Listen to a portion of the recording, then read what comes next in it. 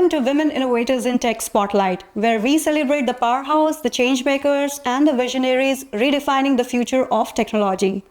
I'm Sheetal Ohal Acharya, and today on the Spotlight, we have a very beautiful guest, Shilpa Sharma, who is a visionary leader known for blending analytics, strategy, and connection to solve complex business challenges. Currently, she is the president of Trillium Advisory Group of the Zachary Group, a role where she leads with strategic foresight, cross-sector expertise, and an unwavering commitment to meaningful impact. Beyond her corporate influence, she is a passionate community builder, serving on prominent boards and empowering aspiring young women in tech and energy. Hi Shilpa, welcome to our show, and it's so wonderful to meet you today and have you in our studio. Thank you for having me.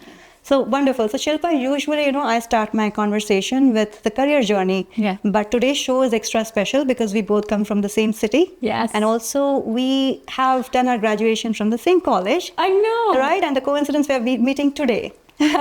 So in Calgary. Yeah. So let's start our conversation with your early days. How was your childhood, your college days, your memories from Bhopal? Oh, that is such a special question. Thank you for asking. But like growing up in Bhopal, it's like tier 2, tier 3 city. It's not like Delhi or Mumbai. It's like really small and quaint, sleepy. It was so good. I have such fond memories of Bhopal. You must too, right? Yeah, absolutely. And just the way my parents raised me was a lot of trust. There was a lot of trust that they gave us, the confidence. We talked about it earlier. They gave us a lot of confidence, me and my sister. And then just a lot of hard work and natural curiosity. Yeah. Those things always took precedent at our household. Be naturally curious and do your best. And if you've done your best, then sleep easy. That was kind of the values that my parents raised me with. And they have played a monumental role in who I have become as a person now. My natural curiosity comes in really handy. I'm just naturally very curious. I work very hard and I take a lot of pride in that. There is no shortcut to do big things. I think that was growing up. Those were the tenets at home. And then obviously in college, you and I went to the same college. The teachers played such a big role too, outside of my parents, and the friends played such a big role in making sure I surrounded myself with people who aspire to do a lot, who have big ambition, and my teachers were very supportive. I mean, Fulbright was a big part of my teachers telling me, just apply, just write the test, and I took it, and then I got the scholarship. So very grateful. I wouldn't change anything about my upbringing. So Shilpa, your foundation, you talked about your college days. So you did, you come from a psychology and philosophy background. Yes. So how that journey got into, construction industry, and into, data science and all? Yes, it's really interesting. So my foundations actually do lie in humanities and social sciences. In the university which we both attended, I was studying psychology and philosophy, and I had a minor in economics. And then I got Fulbright, moved to Rochester, New York, again in a very small school. In the middle of there was a lot of snow, lots of snow. My whole school was connected through the tunnels. It was a shock, but it opened up a whole world for me. There at Nazareth College of Rochester, I studied philosophy, psychology. I continued to pursue that, and then I got a minor in economics. And then for Fulbright, they would invite us to DC for conferences a fair bit. And I loved DC. I thought it was fascinating with just the IMF, World Bank, and all the cool things that were happening. I think DC really inspired me, and I started looking for universities out in DC. And then I applied for masters. So by the time I was in my masters, I decided to go with economics.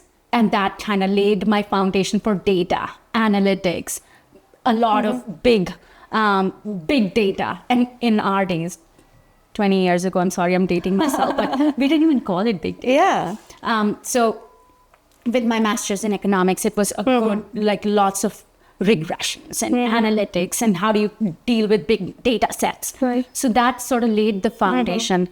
So I think my master's in economics kind of laid the foundation with data storytelling and data analytics. And that's kind of been my career for the past 17, 18 years that I've been in the industry. Yeah, I know. I look very young.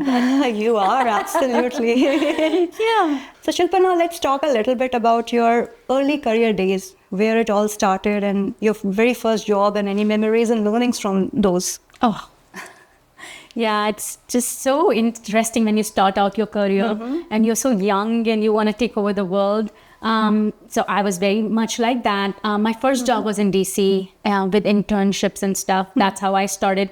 But then right in 2010 is when I moved to Calgary. I got married and things you do for love. I followed my handsome husband and I've been in Calgary for 15 years now. But this is sort of where my career really started because this is where I got my proper first job, you know. So out of the 17, 18 years, the first 5 years or so, I was at a hedge fund. The kind of opportunities that you have in Calgary, it was amazing. I got my feet wet with really understanding how do you work with big data? How do you understand the patterns in data? So my group was trading natural gas, commodity trading. That's where I really learned the rigor around analytics and just skews and volatilities and understanding markets and very, very microeconomic analysis. That was very interesting, but I also kind of wanted to learn more about macroeconomic analysis. So I moved into NMAX. My next stint, about 4 to 5 years, were at NMAX at our homegrown utility company right here. And I kind of wrapped my head around retail strategy.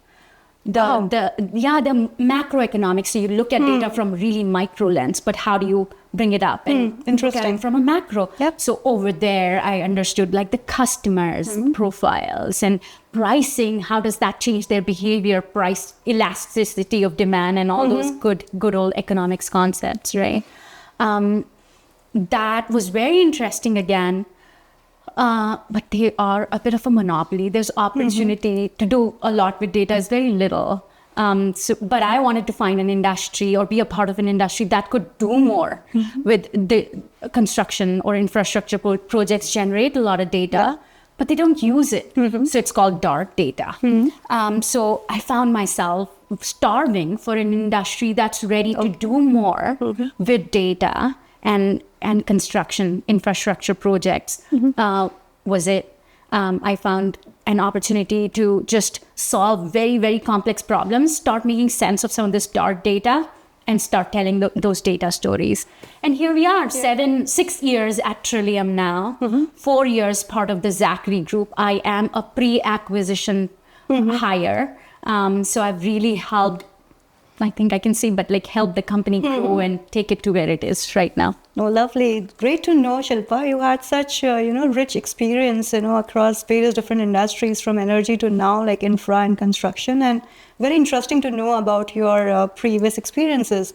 Now, let's talk a little bit about Trillium Group, what it does and what is your role at Trillium Group? Yes. Trillium is incredible. We are a 15-people company. We are a part of bigger Zachary Group. I think in Canada, think of them as like a Qwit or a PCL, like a major construction company. We got acquired 4 years ago. I am the president of Trillium here in Calgary. We are headquartered out of Calgary. What Trillium does, Trillium is a consulting company. We think of ourselves as like the BCG and McKinsey of infrastructure projects, construction, right? Just niche, very, very niche. BCG and McKinsey have published reports that there is translators that are really missing in several industries.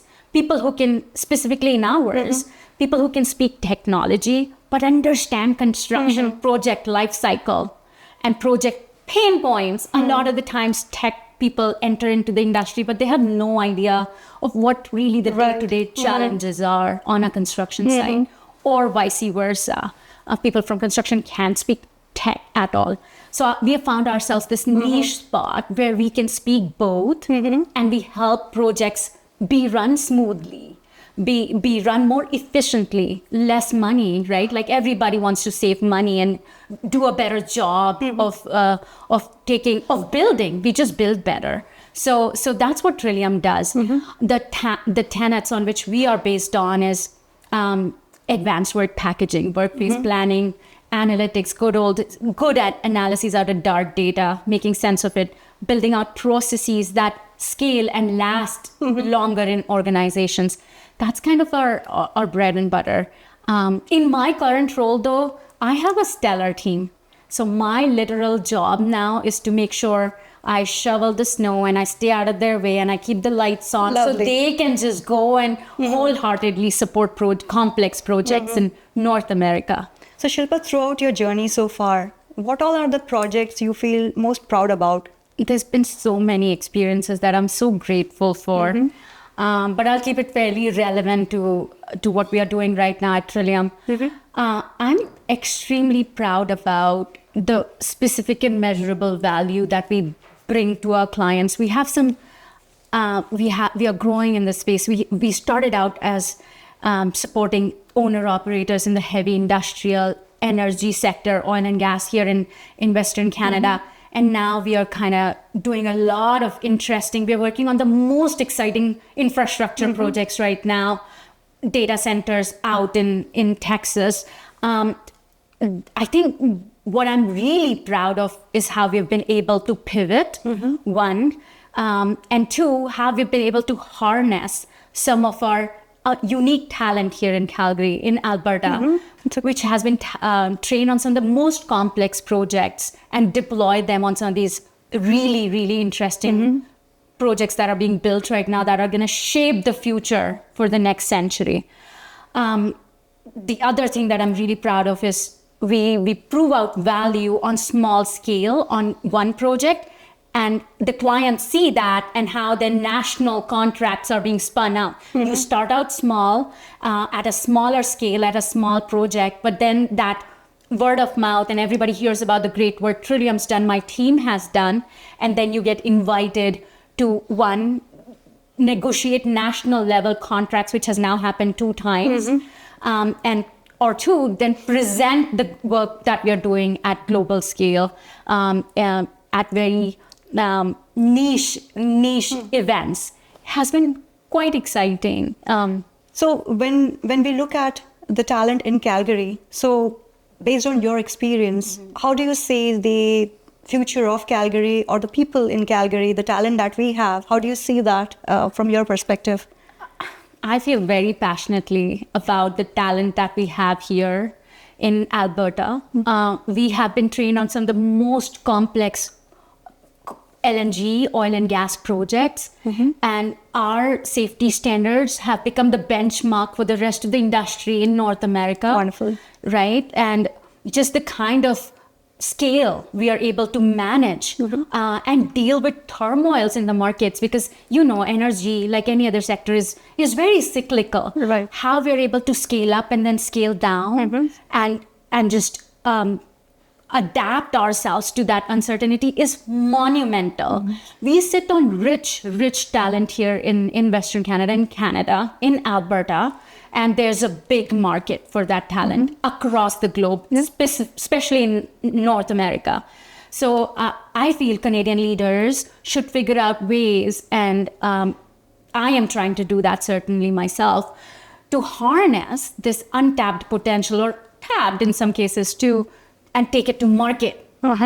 Because honestly, world's our oyster. My whole team does such phenomenal job. We're all very proud Canadians, and our American clients just love the kind of value we bring to the table, the kind of strategic thinking, and how we are able to speak what we're like construction and know exactly what we're talking about is pretty incredible. So Shilpa, I know we would like to know, has there been any professional challenges like for you to get to this position where you are today? Just having to pivot.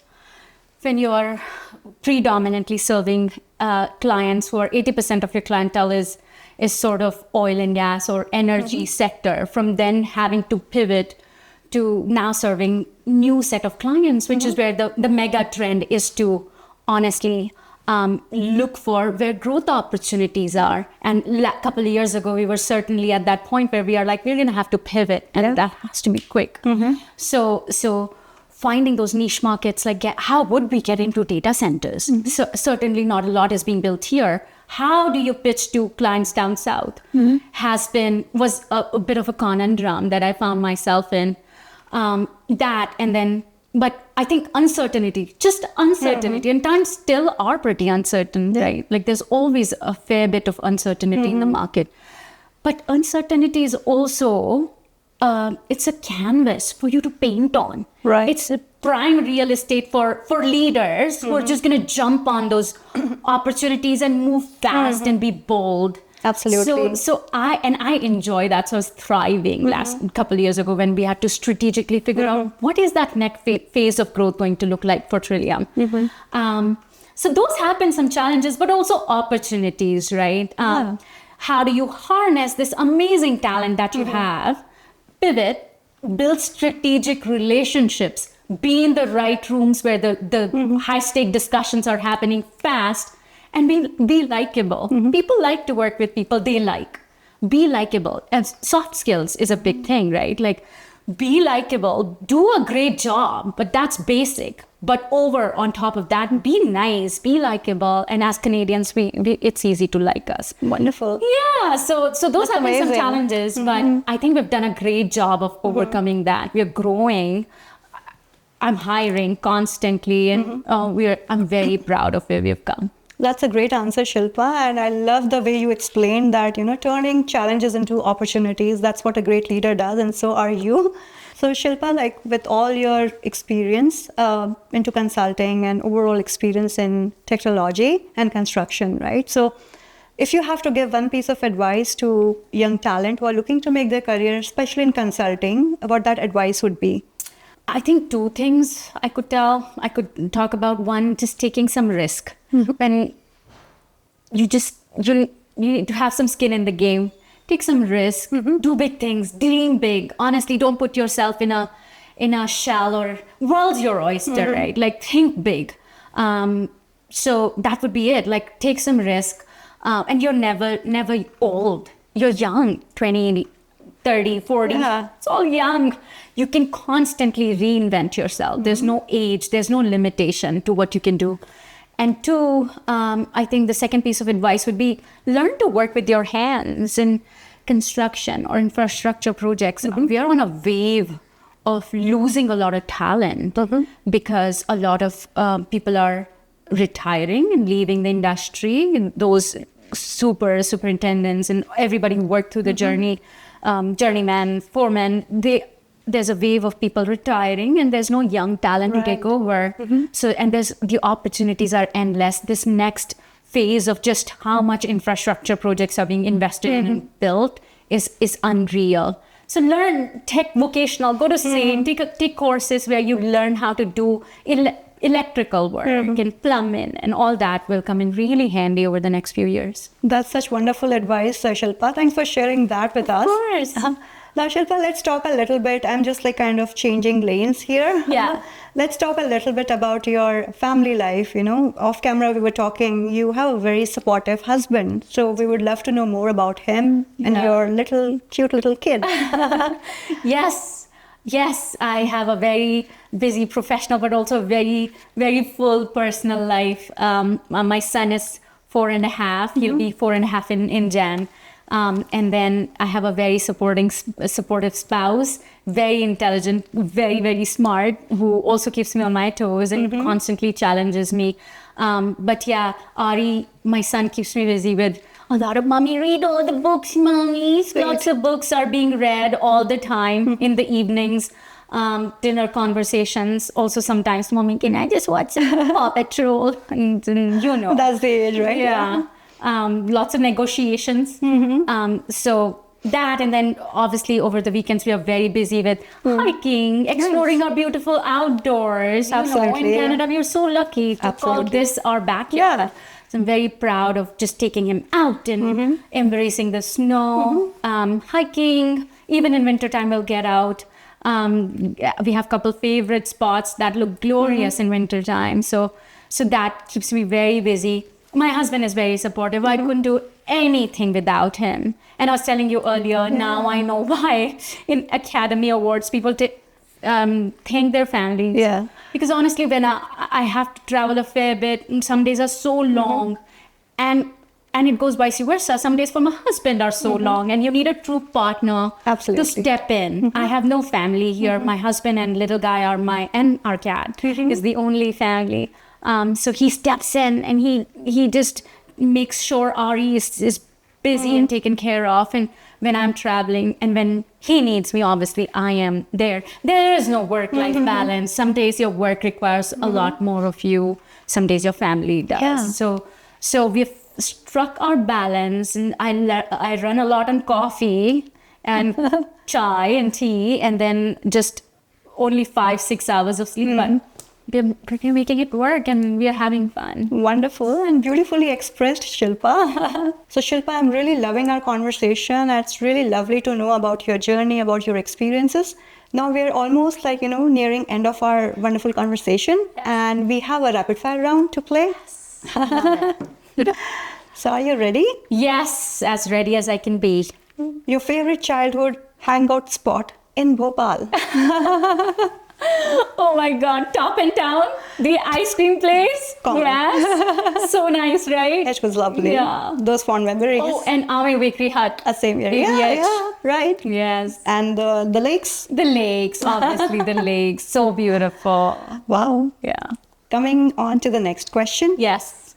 If you had a magic remote to pause, rewind, or fast forward life, which would you hit first? Oh my God. And all are It's a equally tough important, one. right? Yeah, that's so good. I would not fast forward anything. Yeah. I am having so much fun, but maybe I'd pause. I'd hit a little bit of a pause on just and reassess and just soak it all in. Some days are so fast. I can't believe it's Friday again. Yeah. Wow, it's December. The days are Life's going just so fast. flying by. We must be living a good life. That's when time goes by fast. So I just hit a little bit of a pause and just soak in time with my little guy and all the things we're doing at Trillium. Yeah. Lovely. The next one. What's the most you think you do without even realizing it? I'm drawing a blank. But I think I have extreme ownership. And I learned this from Tanis, who's the original founder. I didn't know the term existed before I got introduced, but extreme ownership is a Navy SEAL term. It's like when you say yes to something, it gets done on that specific timeline in the most amazing 100% way possible. Not a 92%, 95%, solid 100%. The most me thing I do is I have OCD, and I know it's really bad, and sometimes people are like, calm down. But I need to have, my decks have to be snazzy. They have to have, and my team laughs. Maybe sometimes they want to cry, but that's, I think, constantly striving for perfection is one thing that I do. But sometimes perfection is the enemy. So I'm also realizing that we maybe don't need to be this perfect and lose our marbles and just calm down and just focus on something else. But yeah, I do that. I do find myself playing and tweaking with spreadsheets and PowerPoint to get excellent action. Good to know, Shilpa. So, Shilpa, your last question. If you could live in any city for a month, no responsibilities, right? Just vibes. So, which one are you choosing? Oh my God, that's a great question. You know what? I would love to live in Himachal. Oh. I honestly, at some point in time, I want to own a big farm and then just have farm to table vibes. Yeah. And just eat from the garden, learn how to grow. I have a bit of a green thumb with the plants indoors, but I'd really like to learn how to grow my food. So I think somewhere up north in India, close to the mountains, bring a piece of this. I can't relax in Calgary because Calgary is just work and personal life. So maybe a month away, just unwind and relax would be great. Great. I hope you get time for that. Thank you. I sure hope to. Thank you. Great answer, Shilpa. And thank you so much for being on our show. It's truly lovely meeting you and learning about your journey and your experiences. You're truly a source of inspiration to a lot of other women leaders who are looking to make their career. That means a lot. That means a lot coming from you. Thank you so much, Shilpa. Thank you.